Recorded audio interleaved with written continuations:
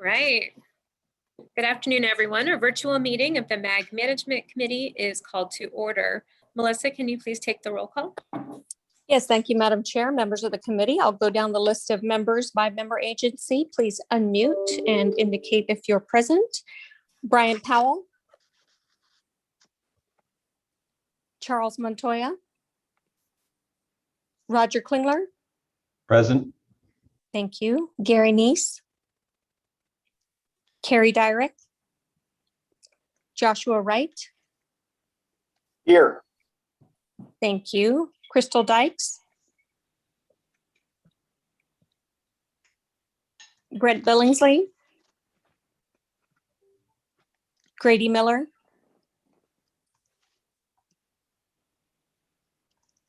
Kathy Valenzuela. Here. Rob Bohr. Sorry. Oh, thank you, Kathy. Rob Bohr. Kevin Phelps. Here. Thank you. Jeff Kalaga. Here. Thank you. Matthew Williams. Present. Thank you. Jennifer Toth or Joy Rich. Here. Joy Rich. Thank you. Is anyone there from City of Maricopa? Chris Brady. Here. Thank you. Jill Kymack. Jeff Tyne. Here. Thank you. Ed Zerker. Here. Thank you. Tammy Ryle. Here. Thank you. John Cross. Here. Thank you. Scott Smith. Here. Thank you. Brad Lundahl. Here. Thank you. Mike Frazier. Here. Thank you. Andrew Ching. Reyes Madrano. Here. Thank you. Vince Lorfeis. Present. Thank you. Jeannie Blackman. Jody Rooney. Here. Thank you. And our chairwoman is present, so we do have a quorum. Thank you, Melissa. Some housekeeping. Please remember to unmute your device before speaking and set it to mute when you are not speaking to create a positive experience for all attendees. We operate our committee meetings in full transparency, giving the public access to committee meetings, materials, and discussion.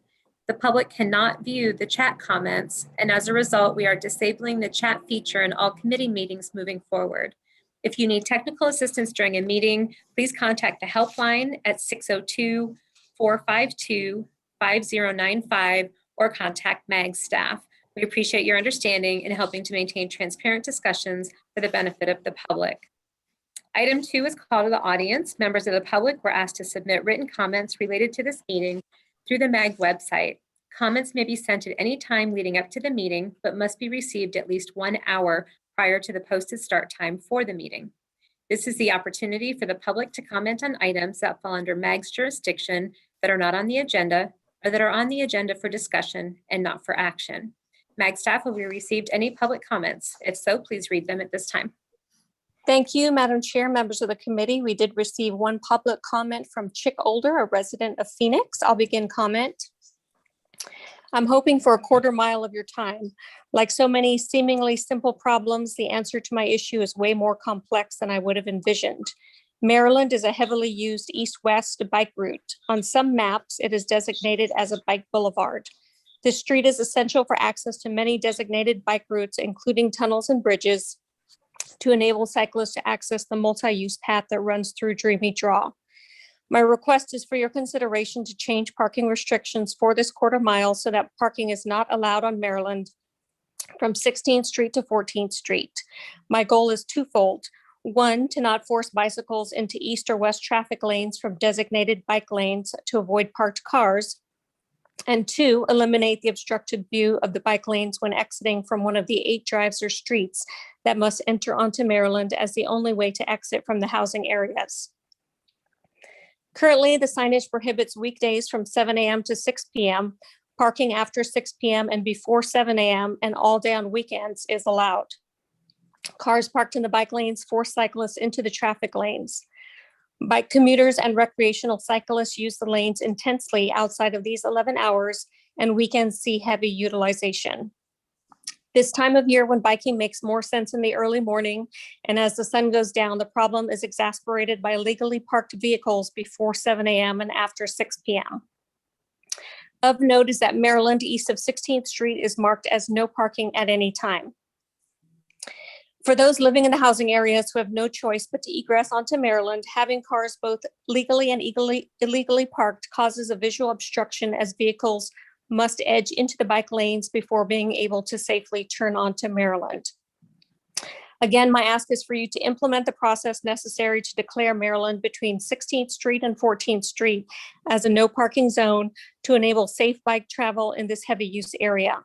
Based on my groundwork, I think you will find strong support from the residents in this quarter mile.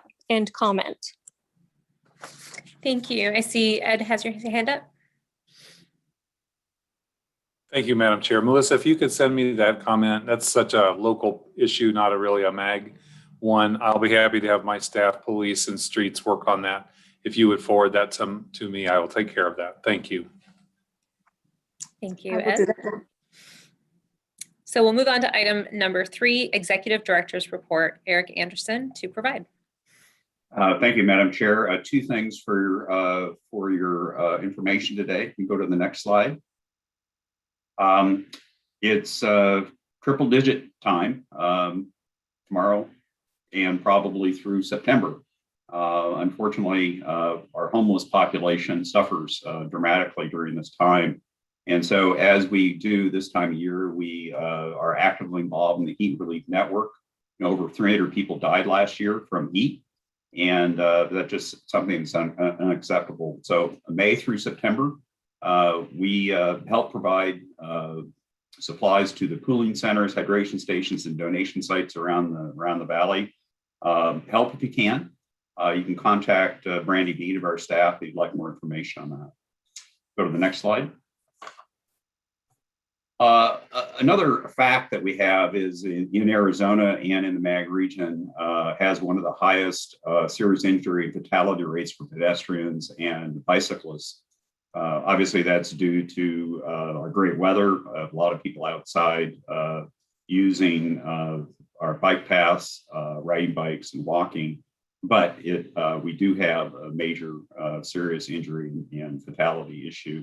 So MAG has launched the See Me Arizona campaign, which is designed to help people understand, educate people that it's everybody's responsibility to watch out for each other.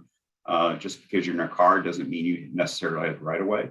And same thing for bicyclists, pedestrians, rather than looking at their phone, they need to pay attention to what's going on around them too. So created some See Me Arizona website as well as some videos, and I'd encourage you to go to our website and take a look at that. So Madam Chair, that completes my report. Thank you. Thank you, Eric. Please contact Eric after the meeting if you have any questions regarding his report. We'll now move on to item 4, approval of the consent agenda. Items 4A through 4G are on the consent agenda. Does any member of the management committee have questions or like a presentation on any of these items?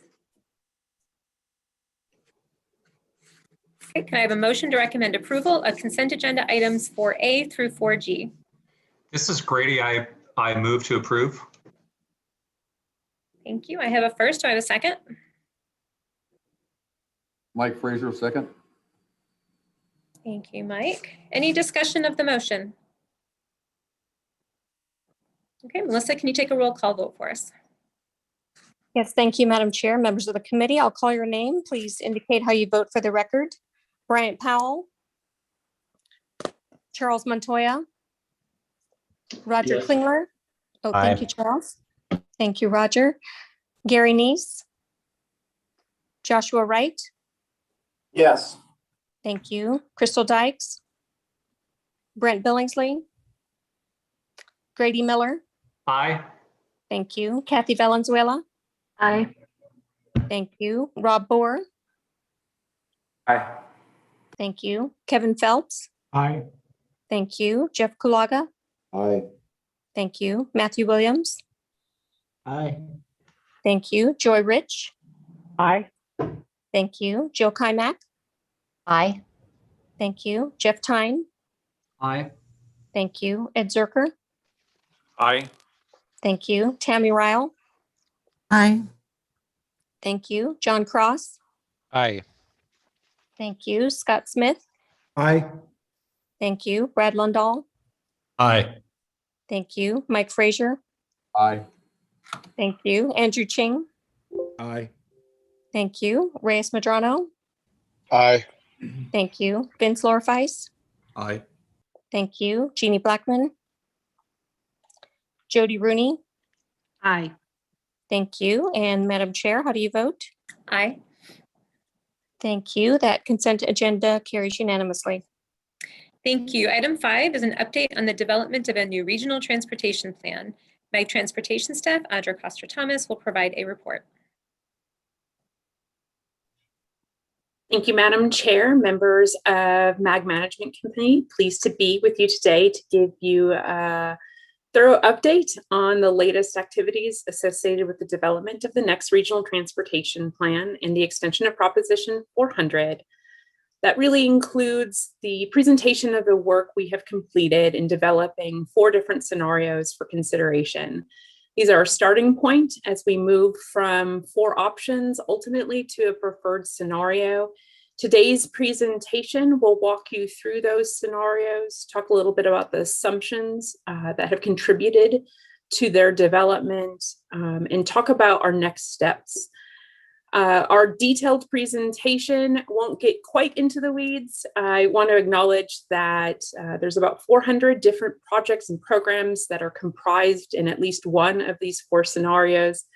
So I regret that my instant recall may not be as fast for some specific project level questions, but we hope that this is an opportunity to present a high level overview of these 4 scenarios. The intent in generating those 4 scenarios as a starting point for our conversation that we will ultimately use over the course of the upcoming weeks, seeking direction from our policymakers as we move towards a preferred scenario. Included in your agenda packet today are the scenario planning report, which has a considerable amount more detail about the scenarios themselves, as well as the outcomes associated, as well as a memorandum that details all the specific assumptions for projects and programs, and a detailed list of the high capacity projects that made it through our performance evaluation process, and an outline of which are included in what scenario. Next slide. Just orient you again to our performance-based evaluation process. Next slide. We are now orienting you to the end of this process. The heavy lift of the technical analysis is now behind us, and we are at a point of starting to make some decisions based on that technical information. As noted, MAG has comprised 4 different scenarios for your consideration that we'll be getting your feedback as well as the public's feedback on as we move over the course of the upcoming weeks to make some tough choices ahead. Next slide. Want to orient you to the consequences of doing nothing. Included in the scenario planning report is a look out to the year 2050 if we didn't continue this important transportation sales tax in this region, instrumental to delivering the transportation investments in this region to date since 1985. What you'll see here is with only the federal funding and diminishing state revenue sources that we have available to the region, in the year 2050, we're standing still in evening congestion throughout the majority of the region. Next slide. As noted, we have endeavored to create 2 different scenarios at 2 different funding levels. This Venn diagram depicts from a high level perspective the composition and differences between each. The new capacity scenarios seek to improve or maintain the region's mobility through the addition of new capacity, including strategic investments in new roadways and rail transit investments. The system optimization scenarios prioritize investments in infrastructure, technology, and programs that improve or maintain the region's mobility with lower levels of investment in new capacity. In essence, we're squeezing more optimization out of the existing infrastructure and using a more diverse portfolio of programs for a resilient future. Ultimately, as we said at the beginning of this presentation, we'll end up developing a plan that contains projects and programs that fall somewhere in between these 4 different scenarios. But we're using this as a decision support tool to help us identify the opportunities and key trade-offs associated with the different types and levels of investment. You will then use this information to ultimately inform final project and program selection. Next slide. So some of the key assumptions we wanted to outline for you today. This is included in the memo, of course, but overall, it's important to recognize that the scenarios assume a flexible funding policy without modal buckets. This is an important lesson learned from Proposition 400, and especially in reflection of the feedback we have gotten from policymakers that we need more flexibility into the future. We are putting all the funding on the table and being more deliberate about the considerations in what funding source is used for what kind of investments. Specifically, our intent is to maximize the dollars that we do have available. Notably, it's the intent to use sales tax dollars, not federal dollars, on smaller projects. You all know, your staff certainly knows the additional burden and cost of federalizing projects, and especially when they are small in nature, that can really extend the cost of the project. And so we want to maximize the scarce resources we have available to the region. This is an important strategy that underlines all scenarios. We will ultimately document all of the program details and deliberate policy decisions that guide a final investment plan in the strategic investment strategy policy guidance that will accompany the final regional transportation plan and will ultimately serve as the management tool for our policy committees when or if a change in the future is needed. Project cost estimates and revenue projections are presented in 2020 dollars, and once we have the final list of projects, an inflationary factor will be applied. Regional balance is maintained in all scenarios. This has been and continues to be a guiding principle for the development of each scenario. And then, as noted, the very detailed or fine-grained assumptions accordingly are included and detailed in the scenario assumptions memo included in today's packet. Next slide. So let's talk a little bit more about each of the scenarios. Let's first start with the assumption of a continuation of a 0.5-cent dedicated transportation tax for another 20 years. Next slide. You're seeing here the new capacity 0.5-cent scenario. This scenario aims to improve or maintain the region's mobility through the deliberate investment in additional new capacity, including strategic investments in new roadway and rail-based transit projects. Features and key projects included are an investment in freeway expansion, including the center and eastern segments of SR 30, SR 24, and the widening of Loop 101 Agrafuya. This scenario includes 1 bus rapid transit route, 3 light rail extensions, and 1 streetcar extension. Arterial widening program is included as a deliberate set aside, acknowledging a future suite of potential projects for which member agencies could chase, in addition to a set of arterial corridor projects included as part of this scenario. And then notably, because of several of these large capital investments, this particular scenario includes the smallest investment in program areas like ITS, emerging technology, and safety. Next slide.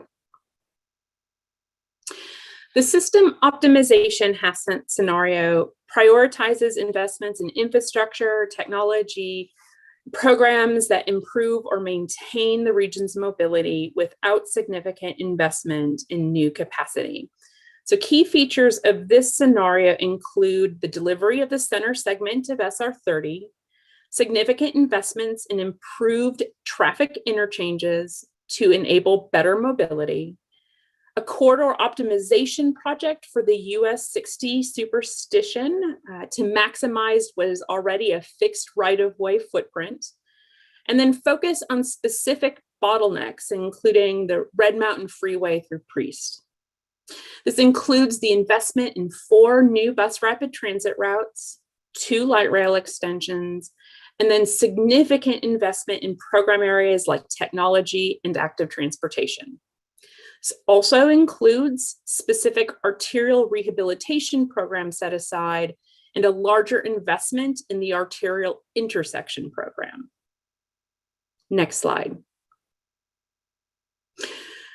If you've had a chance to dive into the scenario planning report, you'll see we have a lot of different data points that we've attempted to convey in a fairly user-friendly format. This is a summary of the half-cent scenarios compared to today, and you'll see that bar at the top in gray, as well as juxtaposed to a no extension scenario or the no build scenario in 2050, anchored at the bottom of this slide in the navy color.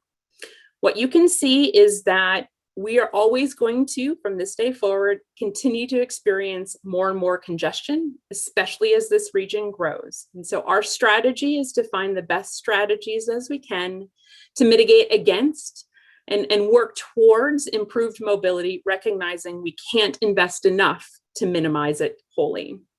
You'll see that we've been able to demonstrate some expressed benefits through our system optimization. That ITS investments squeeze that optimization out of the system that we anticipated. But you'll also see across these different scenarios, the outcomes associated with the implementation of this specific set of improvements. Next slide. So as we've talked a lot about, the half cent certainly helps to contribute into important transportation investments in this region. However, as we continue to grow and the needs compound, we endeavored to investigate what additional revenues might do for outcomes associated for regional mobility.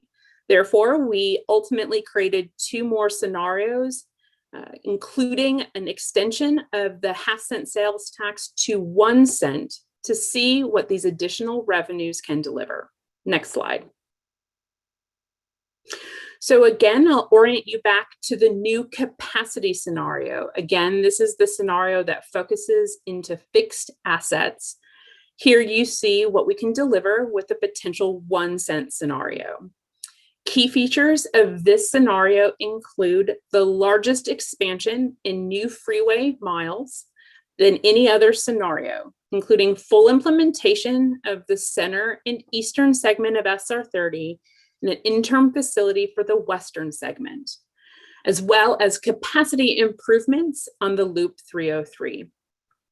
Overall, this scenario represents the largest investment in our arterial street or grid network, including a larger set aside for arterial widening.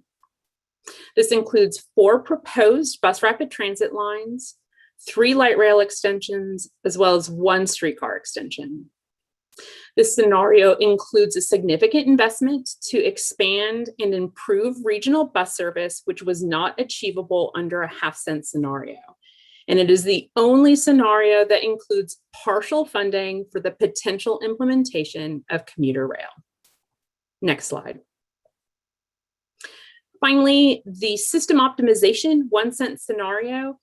This increases, again, our investment into solutions that maximize existing facilities. Key features include a large programmatic investment in set-asides for emerging technology, intelligent transportation systems, or ITS, and improving arterial intersections. It contains the largest investment of transit in any scenario, including 6 BRT lines, 3 light rail extensions, and the largest investment to expand and improve regional bus service. This package also adds important additions to our freeway system, including the center and eastern segments of SR 30, and includes the largest investment in programs like active transportation and emerging technology. Next slide. Again, I'll orient you to this comparative slide with the top bar reflecting today, the navy bar at the bottom reflecting a no extension build. And you see the added investment certainly helps us stay closer to today's level of congestion or impacts on level of service, and that we're making some meaningful investments there as well. Next slide. I know this is small and recognize it is small, but it is a nice at a glance. It is more meaningful in the document itself, where you can comparatively see from a very thumbnail view the discrete high capacity investments presented in each of these 4 scenarios. Notably, this does not depict the programmatic investments, but as you know, the document itself also does a comparison of those 4 scenarios across the investment strategy for programs. Next slide. So this month is an important month for us. We're anxious to hear your feedback and get your guidance, but we're also interested in hearing from the public. We sent out materials to your intergovernmental relations folks at the beginning of this week and are looking for your partnership in inviting your constituents to engage with us and get feedback on their impressions of these options. We know how important your policymakers take public engagement and the feedback associated with it, especially where we have these tough decisions ahead of us, and we ask for your partnership in connecting to your communities, using social media to trumpet these opportunities. Just let us know how else we can be of help. Next slide. So orienting us to where we are in this calendar, we're focused this spring, of course, on going from these 4 potential scenarios down to a preferred alternative, a package of discrete projects and program investments and an investment level for which there is consensus from our policymakers. We're hoping to do that this summer in order to move into our air quality conformity process, which takes about 5 months to complete in order to deliver the final plan for consideration and adoption by regional council at the end of the year, enabling us to go to the legislature in 2022 and the ballot in November of 2022. Next slide. Specifically looking at this month and next, our focus this month is for you to continue to consume, review the scenarios, discuss, reflect on these key trade-offs and policies, and help us identify and give us direction on a starting point. From MAG's perspective, the half-cent system optimization scenario seems like a good starting point, but this is the kind of direction we're going to need from our policymakers, because there's going to need to be a place that we start to develop a preferred scenario. We also know that you are focused on the arterial projects specifically. We're looking for your guidance on any specific priorities that you would like to articulate. If that is of interest, we are encouraging you to document that through a letter to us so that we know and have a better understanding what project or 2 might be a high priority for you. Our management committee work group at the end of this month is scheduled to receive some of the initial executive summary feedback that we will have received from the public over the course of this month. But our main focus at that work group will be presenting the bus operating assistance guiding principles. It's the one final technical piece for which there is considerable interest in, and we're looking for guidance on a future endeavor for that formula-based approach. Then next month, we're going to be rolling up our sleeves and looking for important direction, specifically those key preferred components of a scenario for us to build on. I believe this is the end of my presentation, Madam Chair. Certainly Eric, I'm also going to invite John Bullen on as well to answer any of your specific questions. Thank you, Audra. This item is on the agenda for information and discussion only, so I would like to open it to the membership for questions and comments. Madam Chair, it's Roger. Yes, Roger. Yeah, thank you for the presentation, Audra. As you know, we've got a lot of concerns about this item, particularly the way that policy decisions were already baked into the scenarios when we didn't have a chance and no one's really talked about the policies with the policymakers. The first one is in the decision to do away with buckets. That's a significant policy change. It was in the legislation. I understand that we put the program together last time before that was in the legislation, but still that's there. I think we're having a difficult time in the legislature explaining that. The next one was that regardless of the buckets, there were allocations made that are inconsistent with what's being made now. So for example, in one of the transit scenarios, about 40%, 43% of the entire budget instead of 33. And also the decision really to decide to do the transit asset management program that we're not doing now, which results in $5 billion to $7 billion more dollars in the 1 cent scenario. And so all these policy decisions have basically been baked in here, as I said, and kind of make it so that the 1 cent scenario is untenable. And since our most important priority that's been there since last 20 years, well, it'll be 20 years when this is voted on again, the east part of SR 30 is not considered in the half cent scenarios. That means we're going to be another 40 years out. We'll be 40 years since this was first proposed before even any right-of-way is even purchased in that. And this is based on some modeling that was done. And I think Anna Bob and his team are fantastic, but they have bad inputs. They use data from 2017 population numbers. And for the last 4 years, we've been one of the fastest growing communities in the valley, in the state, in the country.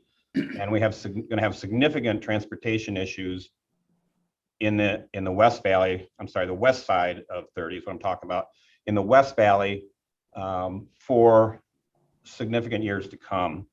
In addition to population growth, we have a lot of big companies with thousands of employees that are going to be announcing here pretty soon that are relying on the SR 30 existing. And it's in every presentation the governor's office makes to them. It's on every map.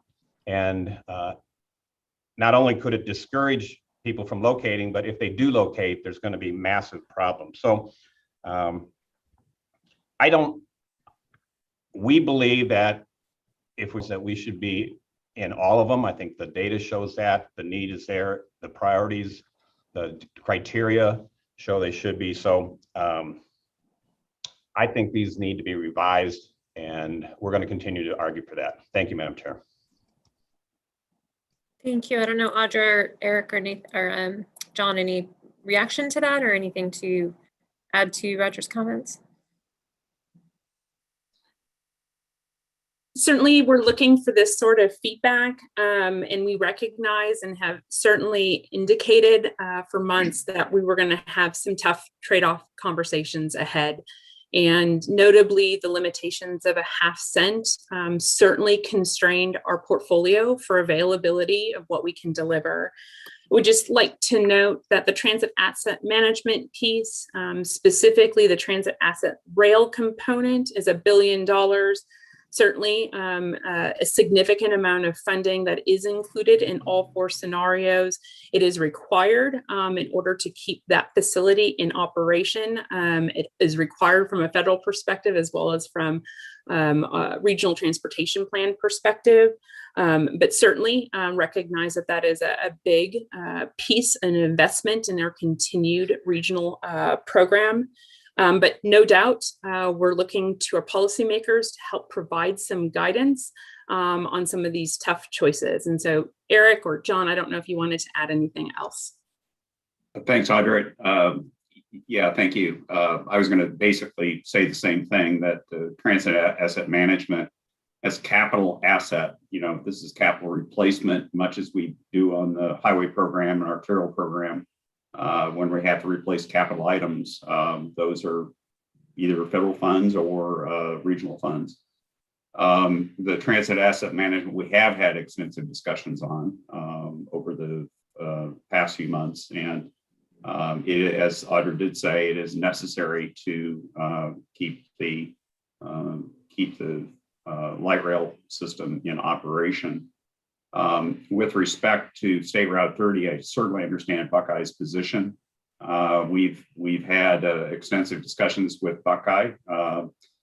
They shared some of their growth information with us. That's all been incorporated in our projections.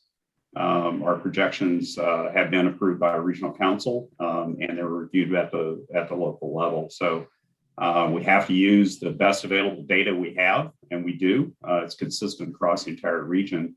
That's a requirement under our air quality conformity regulations, also, as well as our transportation planning regulations. So understand, but as Audra said, this is exactly the kind of feedback we are seeking for these scenarios. This is why we're doing this. Thank you. Thank you. I appreciate those comments. Other questions, comments from the membership? Kevin? Good afternoon. Thank you, Madam Chair. First, I want to qualify my statements by saying I really understand the challenge that that Audra, you and the team have had putting this together, and so please don't take my comments personally.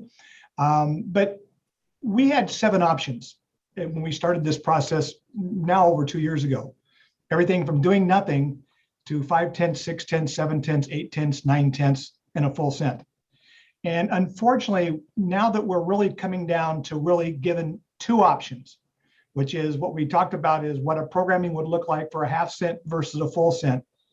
That has already forced our hand in terms of where the city of Glendale will likely weigh in at, which will mean that we will have to only support the half cent when we know that there's probably a number in between a full cent and a half cent that we would likely get behind. And that still makes a significant amount of impact on the region. But by only having 2 options, over a year ago, I recommended that we try to do at least several looks in between the all or nothing option. And maybe because of the complexity of doing that, I've been told that by my staff that we were told that would be impossible to do. But I think we've really forced, at least from this one city's perspective, the 2 options have forced our hand to supporting really the best of what we think are 2 now not optimal options. Thank you. Madam Chair, thank you, Mr. Phelps, for that comment. I do want to make sure that everyone understands we certainly see a potential opportunity for us landing somewhere between a half cent or 1 cent. In fact, we anticipate that this is the kind of feedback we're going to seek. We wanted to use our half cent and 1 cent scenarios, if you will, as the sides of a box that we can work towards and find a solution somewhere in between if it's the direction from our policymakers. But this is only a starting point. I think we would prefer starting with a half cent scenario and then building or evaluating it and seeing where we potentially land. And it may mean ultimately the consensus decision is a combination of projects and programs, let's say, that lands us at 6/10 or maybe 7/10 of a cent. But until we get some of this feedback from our policymakers, we needed to start somewhere, and we wanted to provide kind of the bounds, if you will, for that discussion to begin. I don't know, John, if you wanted to add anything specifically from a funding perspective. Yeah, thank you, Audra, Madam Chair, members of the MAG Management Committee. Just sort of as an added point of emphasis, really, truly, these scenarios are intended to be a starting point. As we put them together, we recognize that every scenario is imperfect, and that the likelihood would be a combination, perhaps, of all 4 scenarios to find that right sweet spot of different projects and programs. And so, as Audra had noted, I think we're looking for direction, we're looking for feedback from MAG policymakers, and ultimately, when we build that final plan, that final investment portfolio, I think that would be an opportune time to really weigh the marginal benefits of perhaps going above a half cent and what that right sweet spot would be, whether it's 6/10 of a cent, 7/10 of a cent, et cetera. Thank you. And thank you, Kevin, for those comments. John Cross? Oh, thank you, Madam Chair. Yeah, I think from our perspective, well, before I start, thanks, MAG staff, for all the work on this. This is a tremendous amount of complexity, and balancing the different needs across this complex region is not an easy task, no question about it. So we certainly do appreciate all the work that's gone into it thus far. Despite our urgency, I think early on in this process to hurry as best we possibly can towards some early decisions, it does feel sort of ironic enough that we're looking at June already for all of the policy decisions essentially to be somehow decided upon, at least at this particular level. And I think there really does warrant some additional dialogue and perhaps some better understanding of precisely what are the new policy decisions that are being introduced, so we can sort of see them sort of back to back to each other. And I think we received some of that information in some of the earlier staff work that was provided maybe 2 or 3 meetings ago. So maybe it's just bringing some of that back to highlight that further. But I think from my perspective, that would be helpful to really understand that further and see where these issues are sort of intersecting, if you will. Just one additional comment at this point in time from Queen Creek's perspective is we do think there's some merit for a sort of a dual rehabilitation widening program. And we would like to see both of these programs somehow included in whatever adopted scenario really translates to the final recommended plan. I think right now the both scenarios have something like $500 million or about $25 million a year. But there has to be, I think, some appropriately resourced, robust options for the region outside of the Prop 400 boundaries to be able to access some funding based on changing circumstances and new facts that are being presented to the communities that really need to be addressed regionally, because they've become very quickly regional issues and problems. So that would be my comment, I think, at this point in time. But I certainly do look forward to some additional dialogue with respect to some of these policy issues. So thank you, Madam Chair. Thank you. Jeff? Great, thank you. Great comments from my colleagues today, very helpful. And thank you again, staff. Audra, John, and Eric, it's just been outstanding work that you've done to put all of this information together in kind of format that I can understand. So thank you so much for that. One thing I just wanted to clarify, and Audra and John, you can probably elaborate a bit. At our last RTP work group meeting, there was a lot of discussion about, okay, when is the end game for this working group, and moving this more to the policy discussion. I think that the item that was most considered outstanding was in regard to transit funding, which, as Roger had mentioned, has increased as a percentage. I just want to make sure when we talk about operating assistance guiding principles at the next meeting, I think there was a real interest in making sure that there was going to be more detail similar to what you saw in some of the other modes, which routes potentially could qualify, how do we deal with emerging routes, what's the flexibility as we develop the grid system going forward? Is that the intent? That's really the only question I had. Madam Chair, Mr. Tyne, that's precisely the intent and the focus of our work group at the end of the month. Easy, thank you. Thank you. Hey, John Cross, your hand's still up. I don't know if you had another question or if that's a holdover. Oh, it's a holdover. I'll get that lowered. Thank you. Thanks. Other questions, comments from the group? Scott. You're on mute.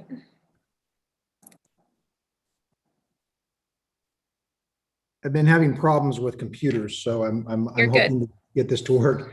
To move along with what was just said and others, I think one of the things that perhaps we need to emphasize as we go forward, and I especially and have always supported the elimination of fixed buckets, but in a sense we do have in reality, I would say obligations or buckets, and transit is one of those, because it is not a project Bus service is not a project, it is a program.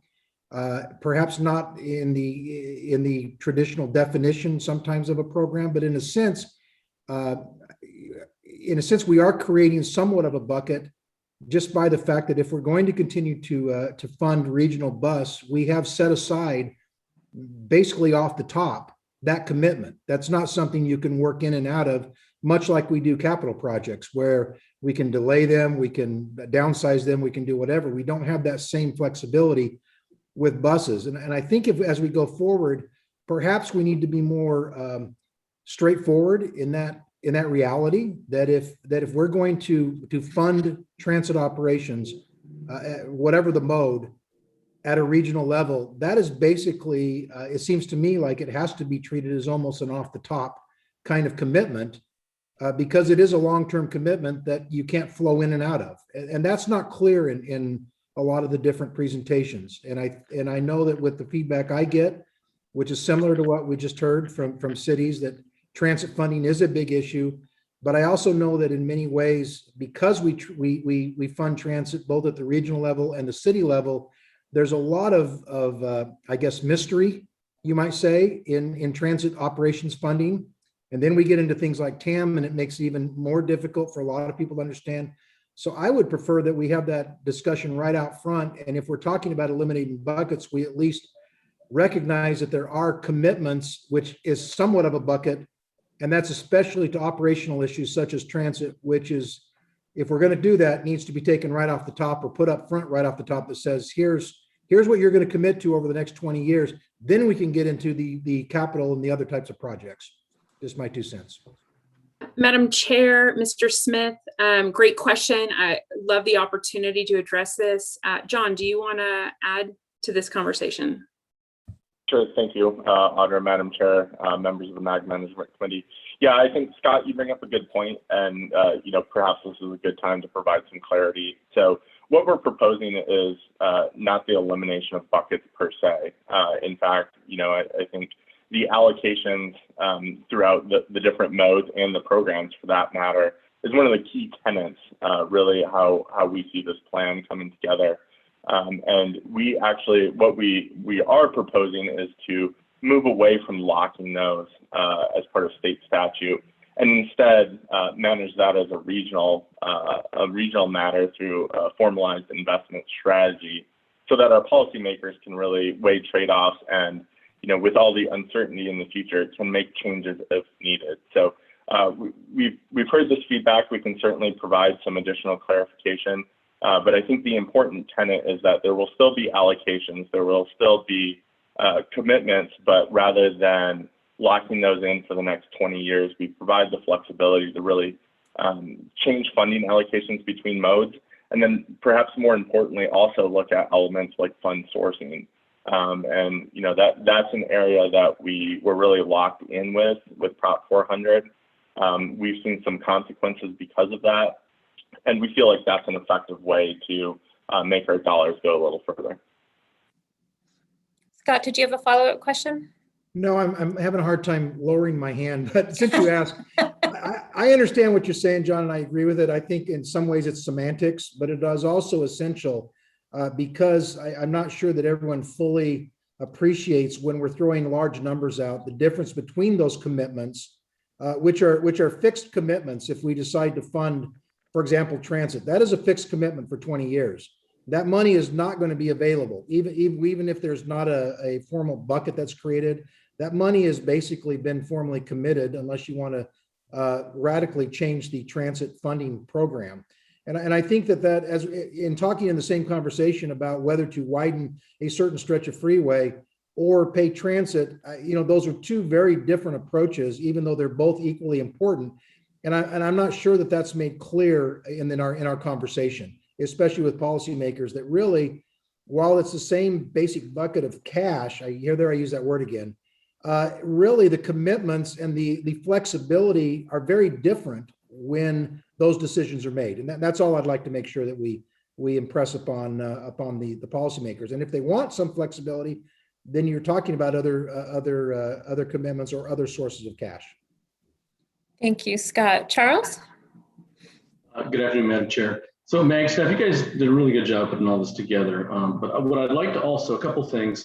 I really do think we need to look at the 1 cent as well. I don't think we look at just the half a cent or 0.625. We need to look at the 1% and see where it gets us, because there's a lot of projects, and speaking from John and Roger, that have been left out.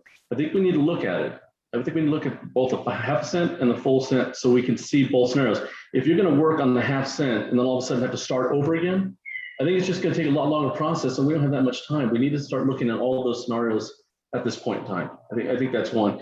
The other one is, I know a number of us had some issues with the operations and maintenance being in there as well, depending on how much is going to be used and how far that's going to take the construction projects. So that's a concern.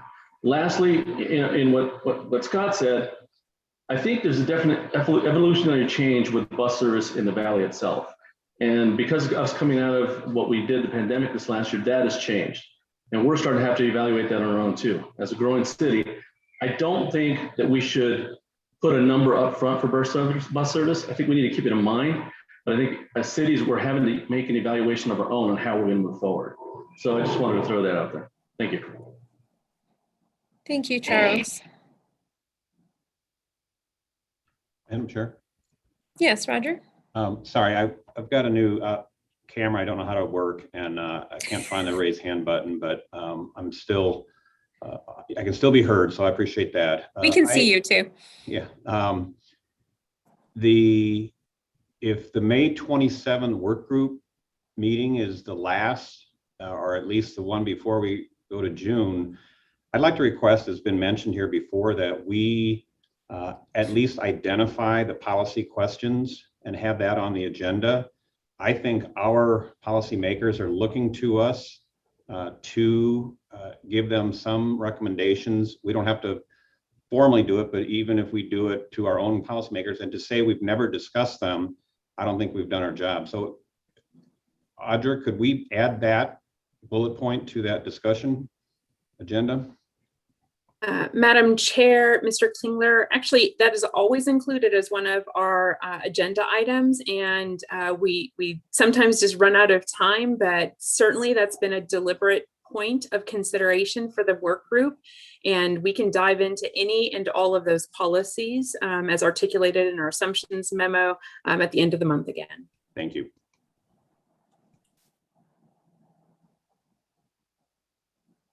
Anyone else?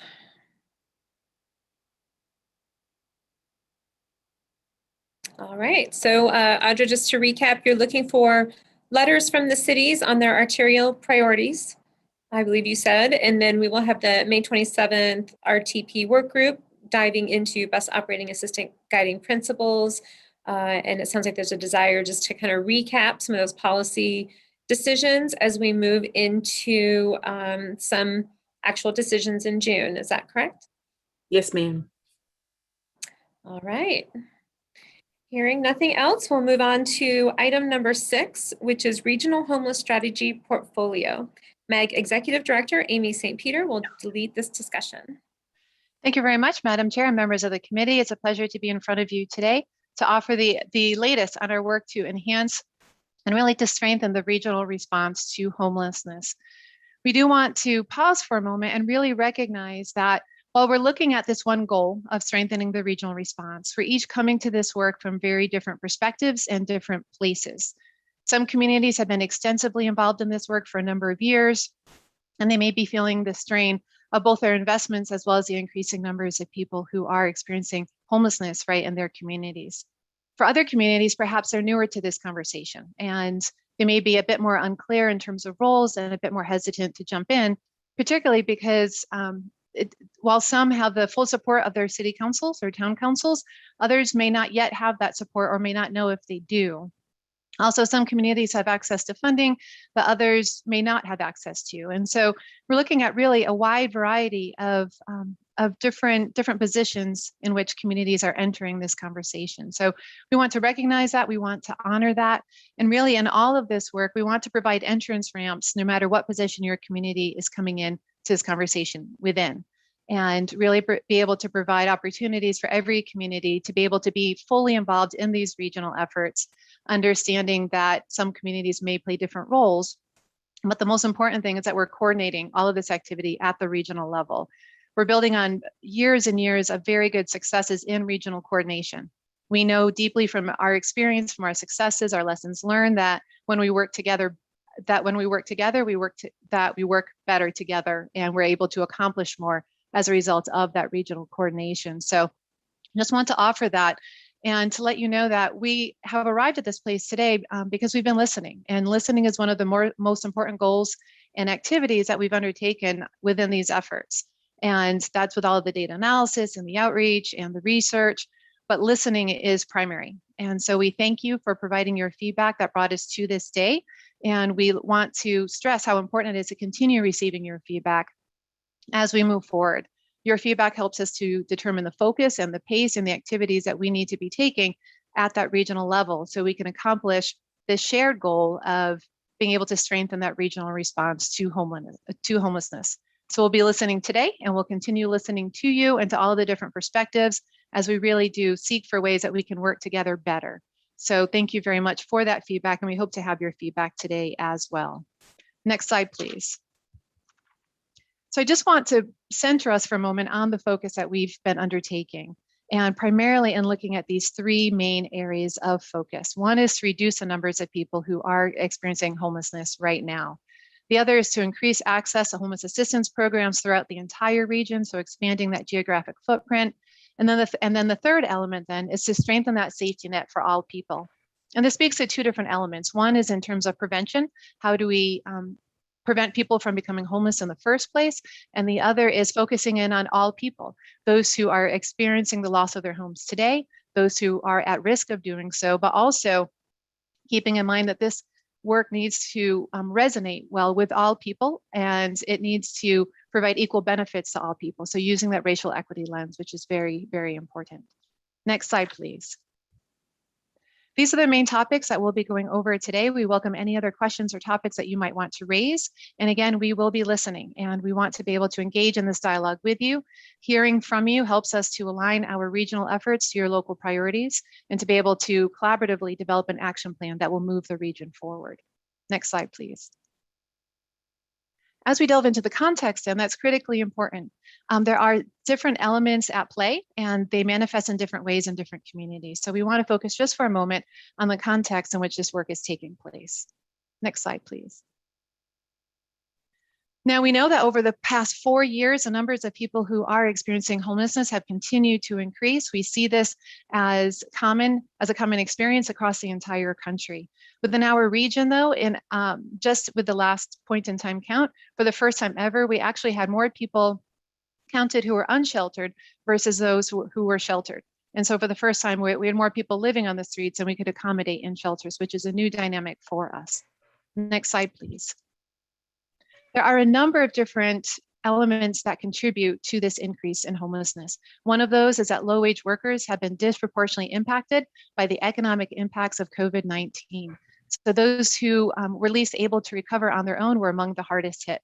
Next slide, please. At the same time that their jobs were in jeopardy, people are also finding it harder to find affordable rents. And that has been a trend over the past 10 years, with rents under $1,000 decreasing by more than 60%. That makes it much harder for people, particularly earning those lower wages, to be able to find a safe and affordable place to live. Next slide, please. That same concern extends to home ownership as well. We're seeing similar trend with a housing stock of under $200,000 really disappearing significantly over the past 10 years, decreasing more than 60%. Next slide, please. At last month's Regional Council meeting, we were asked to update our data on evictions, so you see that before you today. We have also put together a PDF document that indicates the number of evictions by community over the past few years, and that may be found with the meeting materials for today.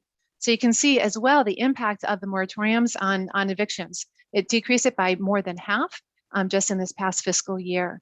We know that the moratorium will be lifted very soon, and when it does, we fully anticipate that the numbers of people experiencing homelessness may increase and may increase significantly. Next slide, please. People who are experiencing homelessness themselves cite a wide variety of different reasons. The three highest of those reasons include family disputes, Also various economic reasons as well as evictions as noted on the previous slide. Next slide, please. So we're interested not just in the people who are without their homes today, but who may be without their homes tomorrow. We want to be able to proactively plan to meet their needs as well. And so in gathering data for this, we looked at the calls that were placed to 211 requesting assistance that's linked to housing, such as rent, utility, as well as homeless services. And you can see from this map that there are calls being placed throughout our entire region with deeper concentrations in some areas, but those numbers definitely being present throughout. Next slide, please. This geographic dispersion absolutely continues when we look at the populations of households who are paying more than 30% or even 50% of their monthly income on housing. This places them more at risk for losing their homes in the future, particularly if they do lose their job, they experience a severe medical condition, or they even have a car accident that sets them behind on their other bills, including rent and mortgage. Next slide, please. So we've not just been looking at the needs for homeless assistance programs, we've also been looking at those assets themselves. So you can see here the locations and the relative size or scale of the different shelter and housing programs that are present in the region. Next slide, please. This is the overall timeline that we have been undertaking since we started ramping up these regional efforts last fall. In January, we started with significant research as well as outreach, which has continued through the spring. We are in that blue circle right now. We are looking at the regional strategies and offering these to you today. And upon approval of those, when those are approved, now or in the future, we'll move forward to the development of a tactical implementation plan. Next slide, please. So this is a summary then of all of the efforts to date. We have had extensive outreach and research. We've also been very focused on developing ongoing tools that you can continue to use to access the significant amount of data that's been collected as a result of these efforts. And that's in addition to the development of the regional strategies, keeping in mind that there are other planning efforts that have accompanied these strategies and helped us to prioritize these moving forward. Next slide, please. And so I do want to take just a moment to clarify what is included in the proposed action for today and what is not included in that proposed action. Please do know that we serve at your direction. And so we offer this information to you so you can make informed decisions and give us the guidance that we'll need in order to further these regional efforts. Next slide, please. So this is what's included in the action today. You do have a strategy portfolio. We understand that it's between 50 and 60 pages. Essentially, it really boils down to the 14 strategies. Those were first shared last March. The other elements within the portfolio in general are all either documents or concepts that have been shared and vetted pretty extensively. We do understand, however, that seeing things one piece at a time is different than seeing them collectively all together in one document. So we are very eager for your feedback on the strategy portfolio to help us make sure that we're heading in the right direction and that we are responding to your priorities and to your needs, and that we can coordinate all of that then at that regional level. Next slide, please. This is what it does not include. There is extensive work that is still underway. The strategies represent the idea of what needs to be done. It does not. The strategies do not really go into detail in terms of who's doing it, how it's being funded, when it's occurring, or where these strategies will be implemented. That work is still very much underway. And so we are hard at work with our partners and internally to project the number of additional housing units, shelter beds, and diversion and prevention services that would be needed. We are also conducting a very locally based cost analysis. So we're reaching out to local providers right now to obtain local and current data regarding their costs. And so we are in the process right now of conducting that cost analysis on the projected additional elements needed, as well as those strategies that are included in the portfolio right now. That cost analysis then will drive the development of regional funding targets. These will offer a variety of different options for different funding levels that can be brought to bear. It is very important to note that a multi-sector approach will absolutely be needed for those regional funding targets.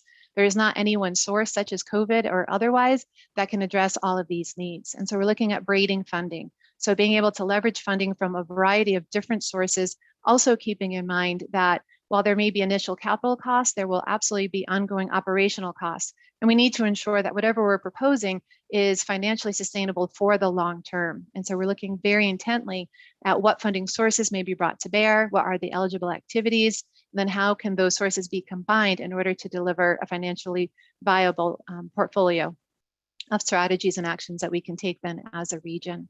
So those scenarios then will offer different opportunities. It involves different policy positions. We are offering this information this month to the Continuum of Care. We just presented to the Continuum of Care Committee this morning, and we'll be presenting to the Maricopa Regional Continuum of Care Board at the end of the month. And so we're leveraging their expertise, and we're eager to be able to come back to you next month with the results of this additional analysis to be able to let you know what the Continuum of Care said, how they weighed in, how we're able to leverage their expertise, and then to be able to have the benefit of your expertise and your perspective on this important work. The timeline then for that additional analysis, the analysis is underway right now. We will be able to offer that to you should you want to see it next month. And when the strategies are approved, then we'll be in a position to move forward with developing the implementation plan based on the strategies that you've supported. And that plan hopefully can be offered for your action in August, but we are happy to adjust our timeline as needed in order to allow us to listen fully to your ideas, your priorities, and your perspectives. Next slide, please. So then to the regional strategies. You've seen these before. They were presented at the Municipal Staff Forum, at the Elected Officials Forum, as well as through ongoing communication with you, our member agencies, as well as with our partners. But we want to take a moment to introduce these to you again. Next slide, please. All of the strategies started off by first conducting the inventory of the strategies that you're implementing in your communities, your strategies, your priorities, your actions. We then assessed the best of what's going on throughout the country, and we assembled an initial portfolio of 40 different strategies. On the basis of extensive outreach and research, we were able to prioritize 14 strategies in these 5 different categories. Next slide, please. And these are the 14 strategies. These have been refined with input from you, our member agencies, from our partners, with other stakeholders throughout the region. We are interested in any additional feedback that you might have on these, keeping in mind that it will definitely take a variety of different funding sources to make these strategies viable. It will also require a variety of different partners working across sectors. So we're actively meeting right now with the philanthropic community, with healthcare, with education, the business community, faith community, housing experts, because it will take all of us working together in order to strengthen this regional approach. Next slide, please. So these are the next steps then that we're looking at right now, pending your feedback on any other steps that might be helpful for you to really fully engage in this work. Once the strategy portfolio is approved, then we will be moving into implementation. That's really where we will be able to identify the specifics, the outcome measures, the timelines, the funding sources that are specific to the strategies that have been selected for further analysis. The analysis is underway right now through the development of regional funding targets and scenarios. Again, looking at a variety of different sources, making sure that we can develop something that will be sustainable for the long term.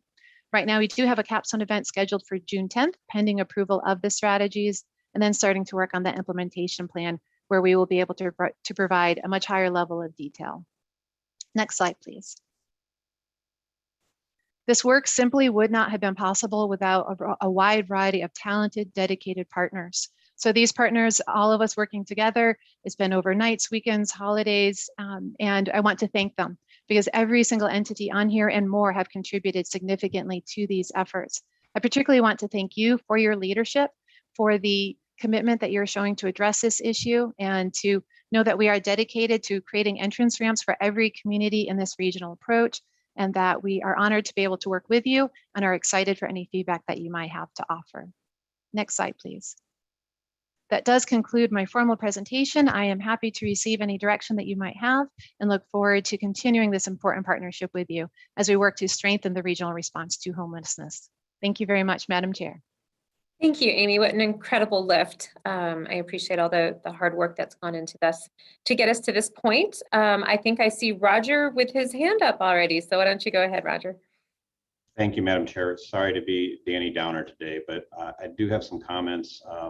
Amy, fantastic presentation and good work to you and all the people that have been involved in it. And people experience homelessness, Hey, Roger, can I interrupt you for a second? Am I Yeah. supposed to have a motion on the table with a second before we move into discussion? No, you don't have to do that. You can discuss first and then go to a motion. All right, go ahead then. I'm sorry for the interruption. Unless it's a motion that I like. I just, acknowledge homelessness is a difficult issue. People experiencing it are in crisis, and we are in a situation where the central cities and the larger cities, have the concentration of it. And so we understand that. I only looked at 67 of the 77 pages of the portfolio, so I don't know how it ends, but the parts that I did see combined with our discussion last time were a little concerning.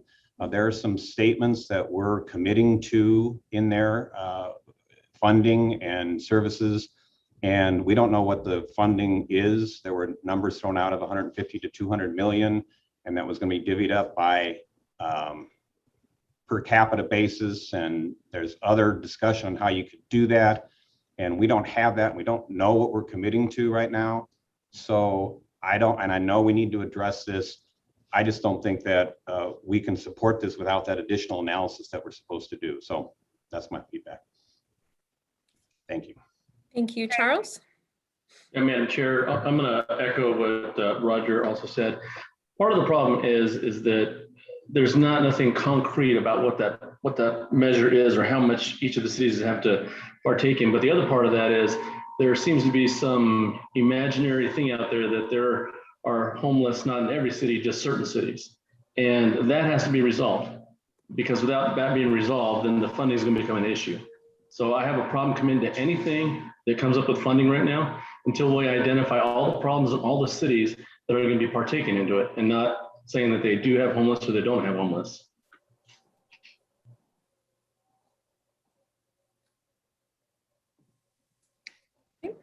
Madam Chair, members of the committee, if I may. Yes, Amy, please. Absolutely understand the hesitancy around funding. That is a distinct commitment and one that we're not requesting at this time. We do understand that these strategies do have costs associated with them. We're in the process of developing the details, the additional details that would be needed to be able to implement these. We will be able to provide that level of clarity with the implementation plan, but are happy to provide any additional data that the committee would need in order to engage in this work and to be able to come to a decision. So I appreciate the feedback. Jeff? Great, thank you. And I'm putting my hand down before I forget. Congratulations, Amy, to you and all of your stakeholder groups for all that you've put into this. I loved your comment early on, which is creating on-ramps for all of us. And I think that's what you're going to see, is that collectively there is an interest from all of us in really addressing and coordinating our efforts to address homelessness, and that's with private and public entities. There are some items I think that are of concern. They are ones that we absolutely as a group can work through. I worry though that there are some elements as this dropped just on Friday that I would really like some folks to specifically look at, because a lot of this is about coordination. And when I look at the 5 regional goals, it does have some items that I think bear some further scrutiny, whether talking a bit about the geographic distribution and that there does need to be additional funding sources when we're just finding out that there's $500 million that might be available to us. And we're learning just right now about how ARP money is going to go. It feels like we need to vet some of that. I understand and I hear you loud and clear that you're talking about funding and sources are a little later, but I think there are questions that we did have that I know that I wanted my subject matter experts to kind of give me and tee up. Where the unsheltered individuals are coming from specifically was something that we had talked about as a group. Public-private initiatives, are they complementary and aligned as we want? Where are the bottlenecks between where we have emergency shelter, transition shelter, permanent? And is that creating some of the issues? Because that's going to tell us a little bit about the geographic inventory and how it can address it. Barriers to entry to emergency shelter and how we're coordinating on those. And then the dollars going for it. I think those are items that we wanted our group to look at, but they also just received this document on Friday. And so I worry a little bit about inadvertently putting some direction to things that then we have tactics and strategies because we approve these principles, but not necessarily some other pieces. So for what it's worth, I think we're all very eager to move ahead and not slow down this important initiative. But I do think we want some time to digest it. So with that, I'll get off my horse. Thank you. Thank you, Jeff. Ed, I believe you were next. Thank you, Madam Chair. And I, again, want to compliment MAG staff for the work they've done on this. They were given the challenge last fall and they really rose to it. And I appreciate that. I mean, I hear this, I guess I give a different view, which is this is a regional strategy. It's not a regional funding document. Maybe we confused things last month by talking about specific dollars that we might all think about doing. But I think Amy made it clear up front that that's not what this is.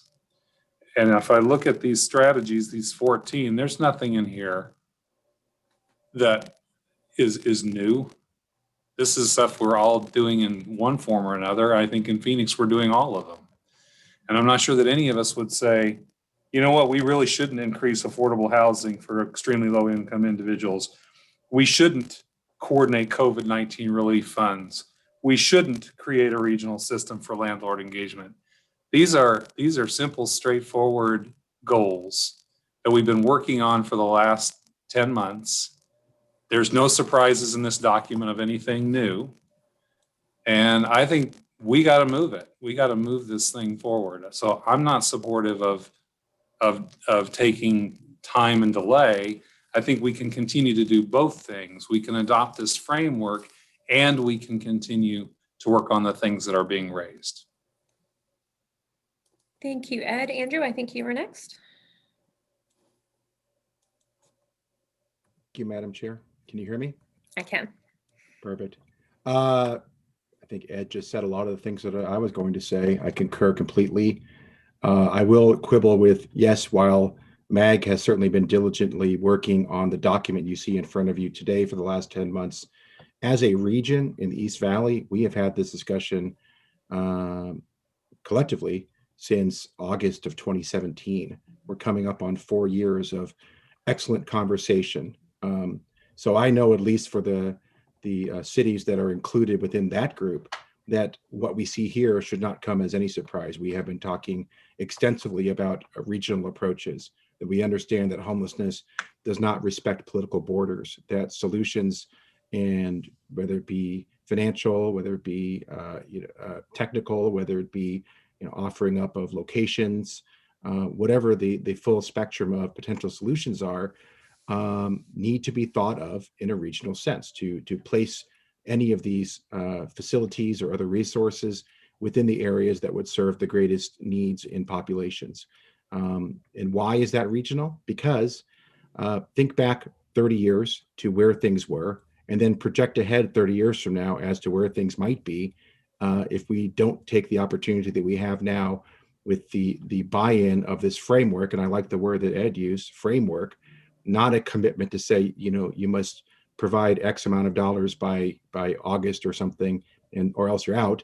What we're really trying to get, I think, everyone to agree to here is that it is regional, that this framework is acceptable, that we can modify it as we move along, and that it provides an opportunity to spring into larger discussions about exactly what needs to happen, which is getting down into the nitty-gritty of regional planning efforts, resource allocation, et cetera. But you got to start somewhere, and somewhere is now. And if you want to know what happens when regions don't plan, there are ample opportunities all around this country to see what that looks like. And I really doubt that anyone listening in today in this conversation really wants to walk down that path when we have an opportunity to do better immediately. So thank you for the time. Thank you, Andrew. Chris? Sure, thank you. I'll first apologize because apparently I created quite an anxiety throughout the region in my discussion last week, and I didn't mean to. Well, no, I guess I did. I think the point was that it was to get everybody to think about this is that there's a real issue, right? But let's get over the numbers. Let's get over the amount. But the concept, I think, that I really want to continue to emphasize is this is a regional issue. And maybe today, this issue is more prevalent, or at least seen more obviously in the very large populations of this region, which represents the majority of the population of this region. A lot of that has to do with the age of our development and maybe having lower income neighborhoods. So I get that, but it's still a regional issue. And I think that's the most important thing, is to recognize that. I'm with Ed.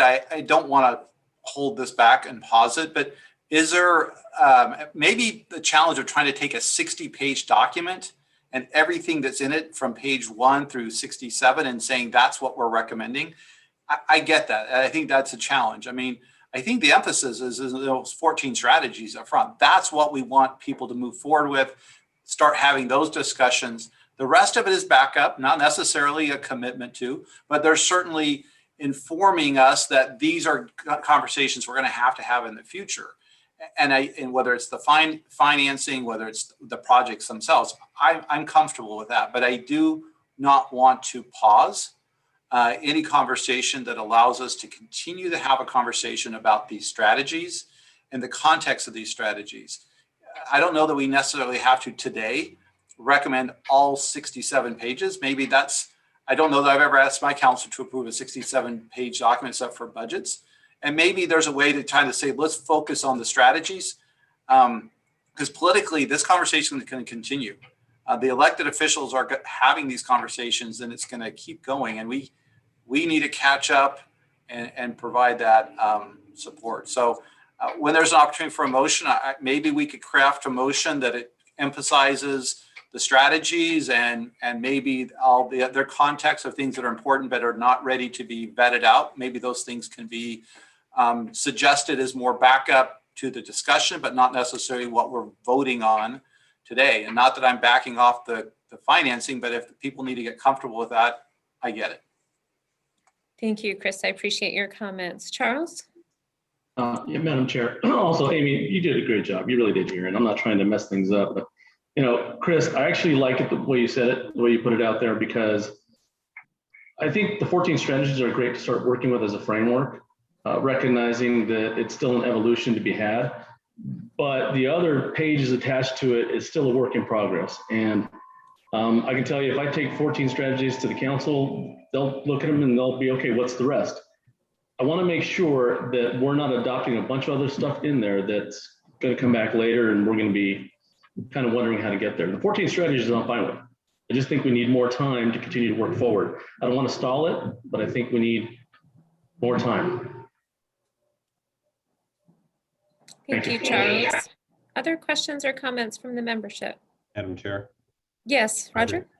Yeah, I agree. What we're asked to vote on today is the regional homeless strategy portfolio. And maybe they boil down to those 14, but that's not what is on the agenda today to vote on. So I'm open to Chris's suggestion if there's a way to support 14 strategies rather than the entire portfolio. That may be some compromise. I don't know yet, but that's for some discussion. But we're not just voting on those. The request is to vote on the whole portfolio, which has a lot of specific things that we're committing to. Thank you, Roger. And would like to echo those comments.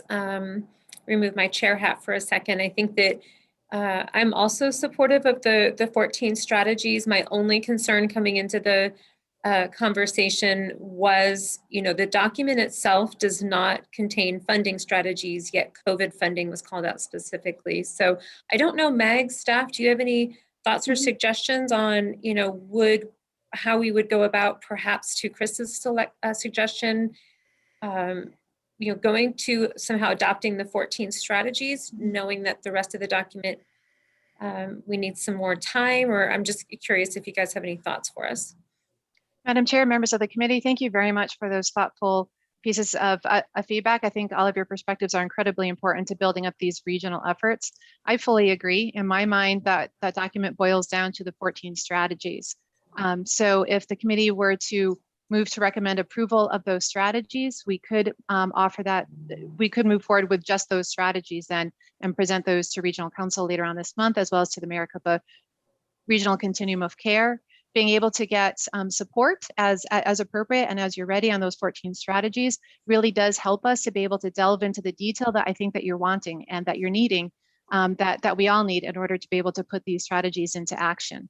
So if there was a motion to recommend approval of specifically just those 14 strategies, that would give us enough to move forward and to be able to get the detail and to be able to circle back with you and let you know what we're finding and to be able to receive your continued direction throughout this work. Thank you. Amy. Charles? Madam Chair, I mean, I'm not going to repeat what Amy just said because I can't do that, but I would definitely put a motion for 14 strategies, at least for now, so that we can keep it moving forward. And then we have the rest of the document to start working with. Thank you. I have a motion for just the 14 strategies. Do I have a second?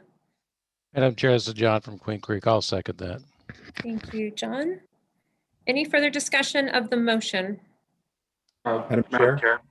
Yes, Andrew? Thank you. I don't want to delay this too much further, but it would be helpful to me and to my community to, if we're going to not vote or not vote to support some portion of the document that we have in front of us in favor of the 14 strategies, that if the members who support this motion could go on record to tell me what it is in this document today that they can't support, it's as helpful to me, at least, in knowing that as much as knowing what they will support. And I think to say, well, 14 strategies we all can get behind, I get that, and I'm fine with that. But I'm just interested to know what specifically is in this document apart from those 14 strategies that is causing the hesitancy. I've heard some references to funding. I get that. Anything else? I'm curious to my colleagues to hear that. Thank you, Andrew. I think, Jeff, your hand was up first. Hi, thank you, Andrew. Yeah, it's just a matter of time of digesting everything that we received. There's lots of different questions and lots of different considerations and policy issues that are woven into this. A lot of those discussed at different levels. I know that there were internal groups that talked about this at length that we necessarily haven't got to here. And so I think we want to just digest a lot of those. What is the best way? What are the priorities? How are we going to go about it? Where is the money going to go to? How are we going to govern those kinds of things? So the types of things we want to make sure that that isn't preordained by a document. That's all. I think that everyone here is committed to figuring out how we're best going to coordinate. And if we can get these 14 important principles brought forward, I think that is a great head start. So I don't think there's any concern conceptually and in general to the concept. It's just really about the coordination. So hope that helps. It does. Thank you, Jeff. And I don't mean my comments to sound impertinent. I understand the desire to have more time to digest a document. Apparently, there was sufficient time to digest the 14 principles. So that's what I was kind of getting at, is perhaps I'm suffering from a bit of cognitive dissonance to understand that we are able to support in whole these principles, but there are other parts of the document that either need more time to be digested or are just objectionable, or maybe become less objectionable with time. That's what I was trying to parse out, but thank you. Yeah. Thank you, Andrew. I think, Rob, you were next. Yeah, Julie, thank you. Unfortunately, Patrick picked a great week to be away for work this week, so I'm filling in on his behalf, but our team did get a chance to connect with him and prepare some remarks. So I just wanted to kind of provide our perspective on the action today and the issue, and I do appreciate the flexibility with the motion and think that helps kind of single some of that out. But first, we obviously just want to say we recognize homeless as a significant regional issue. We want to definitely continue to be involved in the efforts that will address the situation. I think we as member cities really face MAG with a monumental task here and trying to find answers and a solution that really nobody in the world has quite been able to quite find that solution. And I think kudos to Amy and the MAG staff for bringing, in this short amount of time, bringing something forward that's this thorough and this thought out and did that much outreach and information. I think it's really incredible. With that said, obviously it's a really thorough document, but I think it could serve as a great resource as we further explore information and potential targeted approaches. But I think we see it as just that, a resource and a planning document and not attached to any specific funding, which I think has been addressed today. We would also agree with those who talked about pausing the item. Because it's such a complex issue, it does take a lot of time to digest. all of this. From our perspective, we haven't had the opportunity to go to council yet. We do have Amy scheduled to come out on June 5th. So that would give us that opportunity. Like your cities, our elected officials make their decisions they believe are best to meet the needs of our community. And we've always committed to providing them with that detailed information about specific objectives and outcomes for making those decisions. So, we obviously feel any commitment requires us to have those conversations. We absolutely appreciate and recognize, the different perspectives of the different communities and what they're facing here.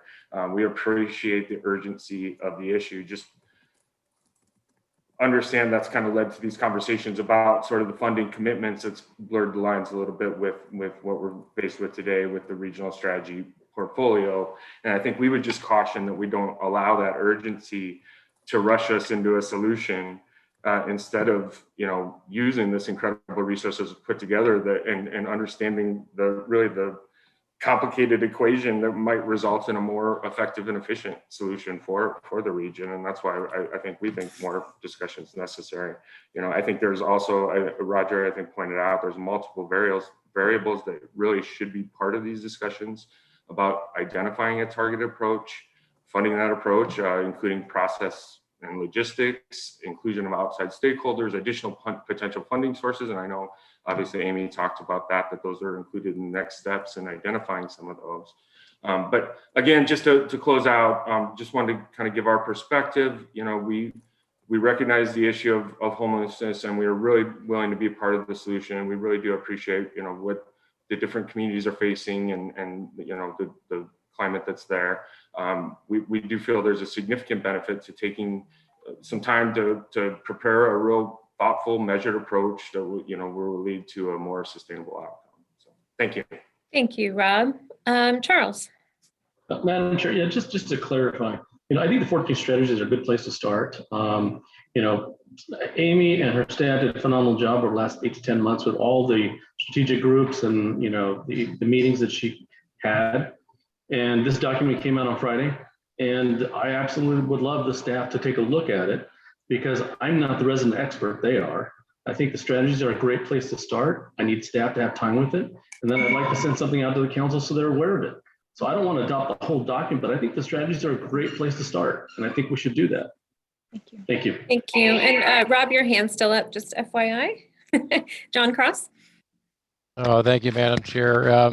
My compliments to the work of staff as well on this. This is just really a super complicated issue, and it's multi-strategy to be able to address the various complex issues.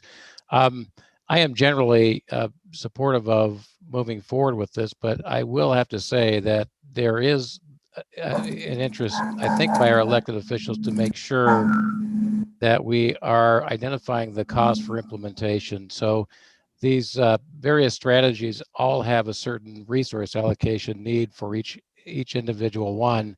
And there is, Andrew, Ching, to your question earlier with respect to identifying a particular strategy or perhaps other area within the document that points to a funding issue. The fourth one does speak to the COVID-19 relief funds to support implementation of regional homeless strategies.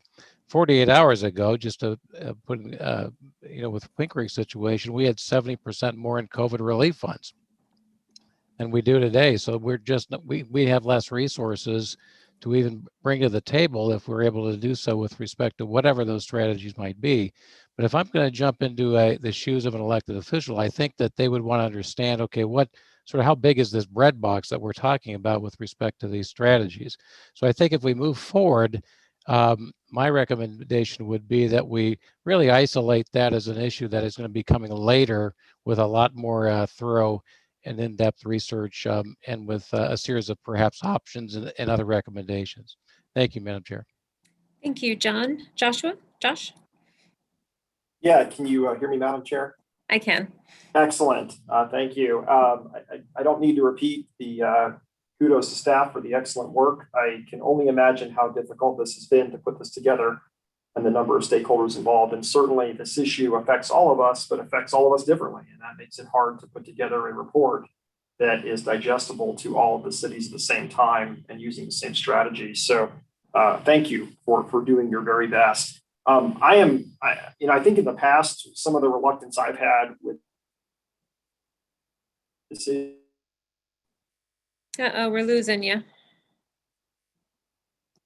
issue to move forward with more by the fact that in the pace of the action, as opposed to continuing on the thoughtful and path that we've been on, which was kind of how we do all public policy work, I think, and how we all work together. We identify a problem, we come up with some solutions, a range of alternatives, and then we move forward with whatever items we want to move forward with, and then build a resource model around that. I'm much more okay with what I see today, but I'm even more okay, I'll say, with just adopting the 14 strategies. I think that's a really good start, and I would much rather, I think, if we're truly treating this as a regional issue that we want broad-based participation and support, I'd rather we take that, let's call it a half step. It sounds like there's a lot more folks on the call today that would be happy to do that and support that part moving forward, than have it be a split motion or a split vote that kind of comes out a little bit sideways from the region to say, well, either we want it all or we want none of it right now. And I think giving us an opportunity to take those initial strategies, talk to our councils and our staffs, and digest it a little further, I think is still a very important step forward. And we would be supportive from Chandler. Thank you. Thank you, Josh. Kevin? Thank you, Madam Chair. I would like to first echo Ed's comments about what a remarkable amount of progress we've made, Amy, under your guidance in a fairly short period of time on a very complex issue. In fact, I mentioned at our West Valley managers meeting is that in my time in government, I've never seen a more complicated issue than homelessness. Jeff, you really kind of helped me a little bit because I was trying to struggle with this notion. We kept talking about strategies, and you used the term kind of principles. And I think that gets me back to where I think is where we can be more supportive. There's not the granular level detail in this document that I would call a strategy, but I think there are certainly some core principles that we can start exploring. As many of you know, I spent 50 years in the Seattle area, and when I look at the principles we put on place, what I can tell you is there's almost every one of those principles are being implemented to some degree in the Seattle area. And the problem is growing exponentially. In fact, in 2011, my organization, Pierce County, we accepted a Gates grant from the Gates Foundation, and we started doing coordinated homeless intake on our housing back in 2012. And so, seamless service and intake, those are all great, I think, principles. The challenge is going to be is how do we implement those principles into strategies that actually end up with the result of where we want to go.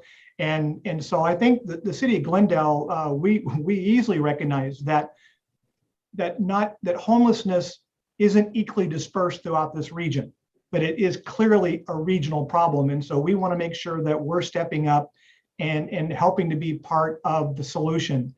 As I said in our West Valley managers meeting a few weeks ago, our council is a little bit nervous if we fall into and I'm just going to say what I think almost a political trap, because we all have political officials that we support, of using money to fix the problem when it really is going to be based. We need to make sure we have good strategies. We know where we're going and how we're going to target it, and then we make sure we have the right amount of resources to expend on that.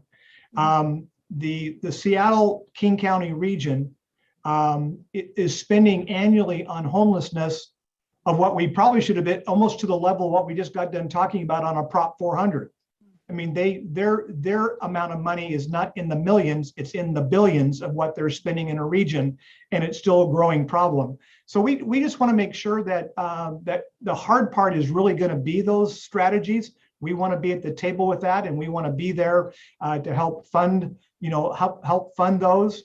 I know, as I said, I'll end with this. Our council in our discussions is they have a heart for all of the homeless, but they rank the homeless problem in a variety of different buckets. And we use a very generic term when we say homeless, And yet there's so many layers to what makes up the homeless population. And so, as I mentioned 2 weeks ago, number one on our list would be children and youth that are homeless. And then our veteran population that's homeless is really high on the priority list. So I'm hoping that as we have these discussions, that we can fine tune the strategies and fine tune the issue so that we can, kind of meet the goals and expectations and yet be a contributor overall to the regional problem. Thanks. Thank you, Kevin. Ed? Thanks. It's good to hear the conversation. I understand better where people are coming from. I guess I'm concerned that we seem to be slipping into a trap that takes us nowhere. That unless we know exactly how much it's going to cost, we don't want to enter into it. Unless we know that we're going to solve the problem completely, we don't want to start. I'm not putting words in anybody's mouth. I'm just saying these are things I hear often, both internal to the city and external. I use the analogy at West Valley, I think. It's like, if we applied some of these standards to things like transportation, what would we have ever done? We don't say that the transportation program is a failure because I sit in traffic on I-10 every night at 5:45. Is the standard of success for transportation that I never experience congestion? No, we would say that that's crazy. Is the standard of success for a homeless program that there must be no homelessness? No, that's not going to be the case. That we have to know exactly how much it's going to cost us before we try. We're never going to have enough money to do it, but that doesn't mean we don't start. LA, Los Angeles, just got hit with a $1 billion judgment from a judge about what they needed to do to solve homelessness in the city of Los Angeles. So I guess where I am is, we've talked as a region about this over my career of 30 years, and before that, we've talked intensely in the last year. I'm not sure what more we need to chew on to adopt something that says these are strategies that our staff have told us work. They work and are known to work, not perfectly, not resolve it completely. These 14 things, they are motherhood and apple pie, and the rest of the portfolio is just providing support to it. So I don't understand the separation of the portfolio from the 14.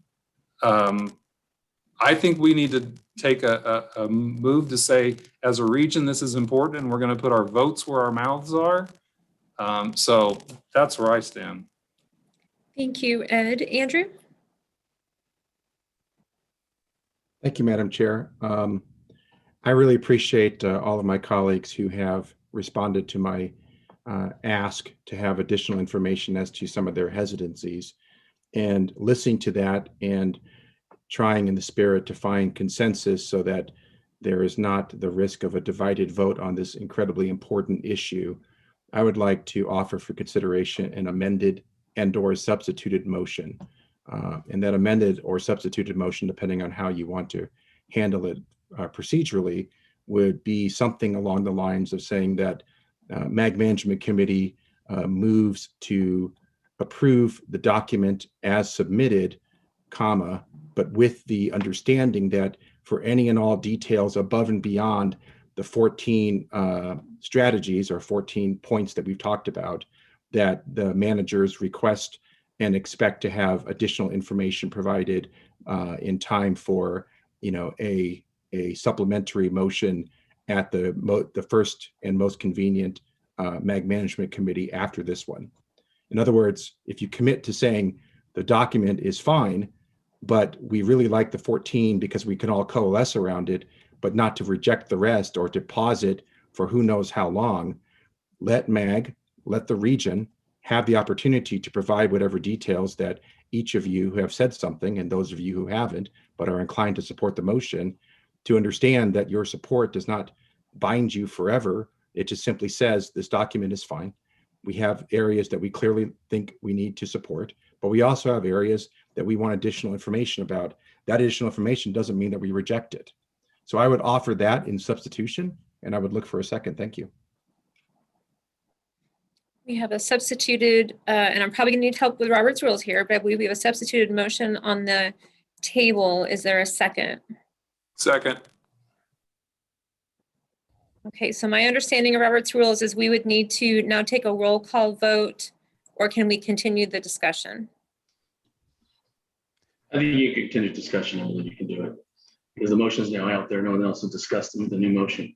Okay, so we're gonna continue. We have the original motion on the table. Now we have the substituted motion on the table, and I still have some hands up. Kevin, I think your hand's supposed to be down unless you have something new to add. And Charles, you're up next. Madam Chair, members of the committee, here's the issue. And Andrew, I appreciate that. What I would say is not adopt. I would say the management team would accept it and adopt the 14 strategies. By accepting it, we're accepting the whole document, but I don't want to adopt the document. Adopt the strategies, accept the document as a whole. My concern is there's a lot of work here, and while it's a regional issue, not every city in the region has acknowledged the same issue. That is a problem. The other problem is the last time I checked, I don't get a vote on the budget. And I want to make sure that when we put a number out there, the council knows, and I'll be more than happy to put my name on this. But I would be happy to adopt the strategies and accept the document. If you're okay with that, Andrew. That's what I would say. Thank you, Ms. Mann. John Cross. Sorry, Madam Chair, I was just trying to get that off mute. Thank you. Andrew, appreciate the alternative motion or the amended motion. I would support that as well, but I would just make a suggestion that there be someone there in parenthetically maybe referencing such as additional information concerning the resources necessary to adequately achieve the outcomes that are established or intended within the document or the strategic plan. And I think that would be, enough of a scope to be able to, recognize that there's a lot more work that has to be done on this particular issue. And there's going to be probably a range of different types of resources and options that we need to recognize as a region to really make some progress on this. So thank you. Thank you, John. Andrew, did you have a new comment? No, I guess I left my hand up by accident, but I will, in reaction to the my amended motion of the original motion offered by Charles, not to make too confusing. I wasn't wedded to the wording. If there's some functional distinction that you can think of between accepting and adopting, I mean, in the end, it's all recommendation back up to the regional council anyway. My hope is that the body of work that was presented by MAG staff today would be accepted. Whether or not that also means adopted, I'm not necessarily looking at that level of detail in wordsmithery, but if that's something that would help assure the members, but that the idea would be that we're not parsing out part of the document and simply adopting some of that, but that there's language on the record that says that the entire document is acceptable, even if it's not adopted. That's okay, because I don't think really we're the ones who adopt anyway. I think ultimately that's the policymaker's job, and we're recommending. So I think I can live with that. If I may, Madam Chair, Andrew, you're absolutely right. I think accepted is going to go a lot easier when I try and discuss this with the electeds. I'm fine with the document. I love the strategies, but accepting it, they're the ones going to make the final decision. So I'd rather say accept it rather than adopt it. Mm-hmm. Thank you, Madam Chair. Thank you, Amy. Thank you, Madam Chair. Just a point of clarification, but first, thank you. The feedback around this, the insightful input that's been offered has been really heartening and very important to these efforts moving forward in a really coordinated, successful way. Just to make sure that I'm understanding, completely can see where the committee would want to accept the document and then adopt the 14 strategies. This is on the agenda as a recommendation too. And so I assume that's what's intended. So the management committee recommends to accept the portfolio and adopt the 14 strategies. Just wanted to make sure that I was hearing that correctly. Second point, just to offer briefly, is all of the detail around the funding and all of that is absolutely a significant part of the implementation plan. We will be very thoughtful with that. We will be very deliberate, and we will absolutely come back to you for input and for continued guidance as we develop that collaboratively with you over the next coming months. Thank you very much, Madam Chair. All right, so I think where we are at is we have a substituted motion to, I think the wording is going to be adopt the 14 strategies and accept the MAG document for being forwarded on to Regional Council. Madam Chair, if I may, it's recommend that the Management Committee recommends to adopt the portfolio. Sorry, accept the portfolio and adopt the 14 strategies. So it's that recommendation to Regional Council. Yes. Thank you very much. Thank you. Andrew? I think I was going to make the same clarification as what Amy just said. I think that that's correct to start with the larger acceptance of the entire portfolio, but with an additional information that to specifically recommend to adopt the 14 strategies within.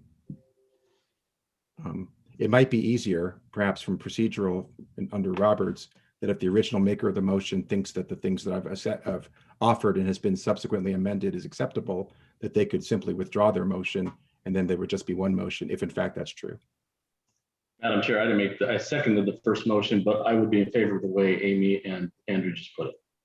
So I will withdraw my second to the first motion. All right, so for clarification, Amy, will you read it one more time? And do I already have a first and a second, or do I need to seek another first and a second? Madam Chair, I believe if the first and second are all right with the motion as proposed, then I think that we're good. And I did double check with our attorney and he said we're in good shape. So okay, and that would have been motioned by Andrew and seconded by Ed, correct? Right, so the Management Committee would recommend that we accept the regional strategy portfolio and we adopt the 14 strategies contained within, with further clarification on the remaining elements in the portfolio to include items such as funding that would be made available for the regional strategies. Okay, Madam thank Chair. you. Madam Chair. Roger? Amy, did you check with the attorney on that if you have a substitute motion, you can vote on the substitute motion and then you go back to voting on the original motion? He did indicate that he was watching all of the discussion and that we were fine in the way that we're proceeding right now. Amy, I'm also here as well. Oh, Holly, thank you very much. I'm in Sam's office, and the way we're proceeding is fine. You would vote on the substitute motion, and then vote on the original motion as amended by the substitute. And that you could, if the original mover of the original motion wishes to withdraw and replace it with the substitute motion, that is also a way that we can move forward. Okay, that seems easier. Charles, are you willing to withdraw your original motion? Can I just ask before I do that, Sure. So if you vote on the substitute motion and it's passed, then you vote on the original motion as amended. If you vote on the substitute motion and it doesn't pass, then you can vote on the original motion up or down. Yes. So you have an opportunity to vote on both, but if it passes, you just have that one opportunity to vote essentially for the amended. Okay, I get it. Thank you. Okay. Hey, Julie. Mike. Sorry, I can't find my hand either to raise it, so sorry about that. Amy, probably a question for you because I have not, nor has my team, been able to go through the document yet. So I just want to be absolutely clear that if we're accepting, adopting, whatever the heck we're doing here, that there is no commitments at this point for dollars or any of that kind of stuff. That's to come. That is absolutely correct. Okay. There is no funding commitment. There is no commitment to play a certain role or even to implement any of the certain strategies. It's merely stating that these are the 14 strategies that we will then develop an implementation for, and we'll do so very collaboratively with you. Very good. Thank you. Thank you. Madam Chair, this is Reyes. Yes, Reyes. Hey guys, thank you so much for the education. I really enjoyed this. I was fine with either direction, but once Amy clarified that this was not a commitment of funding, I was prepared to vote for the original motion. But I think the way it's evolved, I think it meets everyone's needs, and I'm prepared to support it.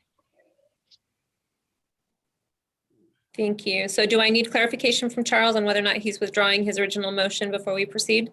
I think, Madam Chair, I think Roger did the first, I did the second, so I'm going to withdraw my second if Roger withdraws the original motion. I have Charles is the original and John Cross is the second. Oh, I didn't make the original. I'll withdraw then. All right, thank you.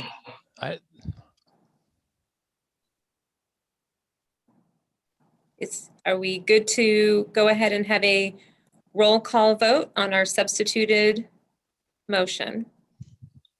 I think so. Melissa? Thank you, Madam Chair, members of the committee. I'll call your name. Please indicate how you vote for the record. Charles Montoya. Aye. Thank you. Roger Klingler.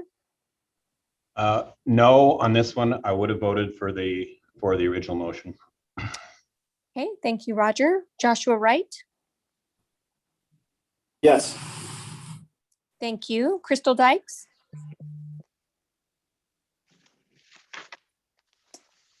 Grady Miller. Aye. Thank you. Kathy Valenzuela. Aye. Thank you. Rob Moore. Aye. Thank you, Rob. Kevin Phelps. Aye. Thank you. Jeff Kalaga. Aye. Thank you. Matthew Williams. Aye. Thank you. Joy Rich. Aye. Thank you. Nathan Steele. Chris Brady. Aye. Thank you. Jill Kymack. Aye. Thank you. Jeff Tyne. Aye. Thank you. Ed Zerker. Aye. Thank you. Tammy Ryle. John Cross.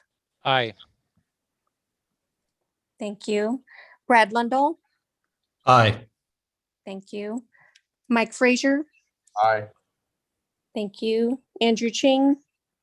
Aye. Thank you. Vince Lorfeis. Aye. Thank you.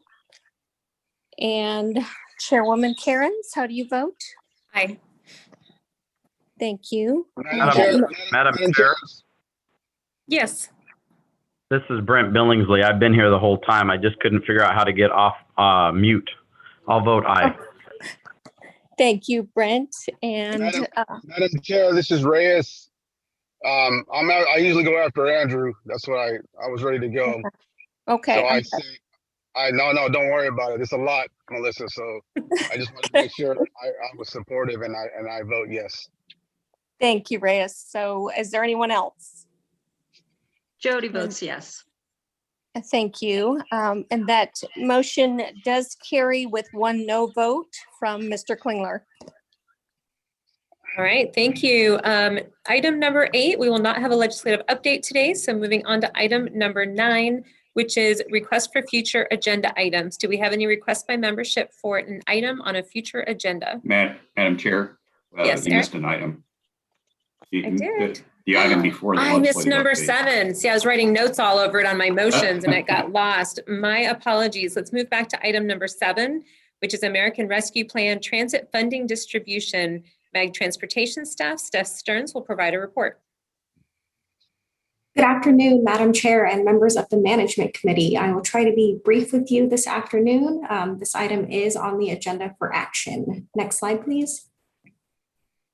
The American Rescue Plan, or ARP, was signed into law this past March. It apportioned a total of $30.5 billion nationwide for public transit funding, and the FTA has prioritized that this funding be spent for operating expenses. Next slide, please. This agenda item relates to the funding dispersed through FTA Section 5307. the region received approximately $208 million between each of the urbanized areas, and this represents the third allocation of stimulus funds to the region. Next slide, please. When comparing ARP to our prior stimulus funds, the CARES Act and CRISA, things are largely the same. Key differences lie in the eligible expenses, where FTA has added an emphasis on using the funds for operating expenses, and ARP funds do have an expiration date. They are only available until September 30th, 2024, whereas CARES and CRISA do not have a lapse date. Next slide, please. For our regional approach, we are proposing to program the entirety of ARP funding for transit operations. The funding would be programmed to operators who would then sub-allocate the funding to member agencies on a per mile basis. This is the same methodology that we used under CARES Act and CRISA. Next slide, please. For the Phoenix Mesa urbanized area, it is proposed that we allocate the funding in accordance with existing federal programs and regionally adopted policies. We first split the funding between the bus and rail programs, and then sub-allocate the funding to operators based on the MAG preventive maintenance formula. Next slide, please. For the Avondale-Goodyear urbanized area, we propose first sub-allocating 1% of the funding to a security project. This is in accordance with federal guidelines. We would then sub-allocate the remaining 99% of the funding to transit operations. This would go to the transit operators, City of Phoenix Public Transit and Valley Metro RPTA based on their budgeted cost of service. Next slide, please. Shown on the screen is the programming for each urbanized area. Note that the programming is to operators and not agencies. Next slide, please. I'd like to emphasize that the funding distributed under this formula will provide a much needed benefit to our region's transit operators, and all of our member agencies who operate or purchase transit service will benefit. This distribution, again, is the same as we have used in the past, and I would like to thank our member agencies for their coordination during this time. Next slide, please.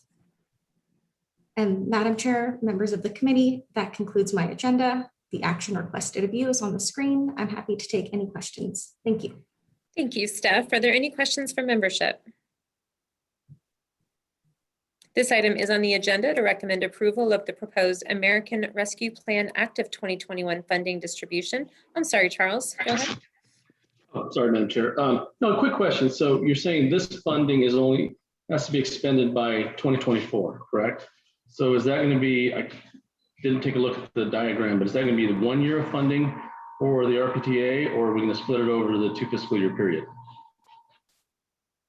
Madam Chair, members of the committee, this funding, I'm not sure how RPTA and City of Phoenix will split this across budget years. I do believe they will start working it into their 2022 budget. Does that answer your question? It does. I'm just kind of curious how we're going to find out that information or how we work with them. But okay, it does. Thank you. Thank you. Can I have a motion? Madam Chair, I'll move to accept, to approve. Thank you, Charles. And a second? Second.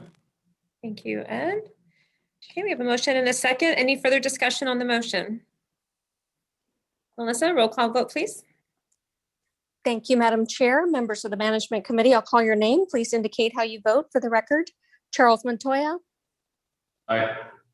Thank you. Roger Klingler. Aye. Thank you. Joshua Wright. Aye. Thank you. Crystal Dykes. Brent Billingsley. Grady Miller. Aye. Thank you. Kathy Valenzuela. Aye. Thank you. Rob Bohr. Aye. Thank you. Kevin Phelps. Aye. Thank you. Jeff Galaga. Aye. Thank you. Matthew Williams. Aye. Thank you. Joy Rich. Aye. Thank you. Nathan Steele. Chris Brady. Aye. Thank you. Jill Kymack. Aye. Thank you. Jeff Tyne. Aye. Thank you. Ed Zerker. Aye. Thank you. Tammy Ryle. John Cross. Aye. Thank you. Scott Smith. Aye. Thank you. Brad Lundell. Aye. Thank you. Mike Frazier. Aye. Thank you. Andrew Ching. Aye. Thank you. Reyes Madrano. Vince Lorfeis. Aye. Thank you. Jody Rooney. Aye. Thank you. And our chairwoman, how do you vote? Aye. Thank you. Is there anyone that I missed? That item carries unanimously. Thank you. Back on track. No legislative update. Are there any requests for future agenda items? Hearing none, are there any announcements from the membership? Well, with that, our business is now concluded. I appreciate everyone giving the extra time to our important discussions today, and our meeting is adjourned.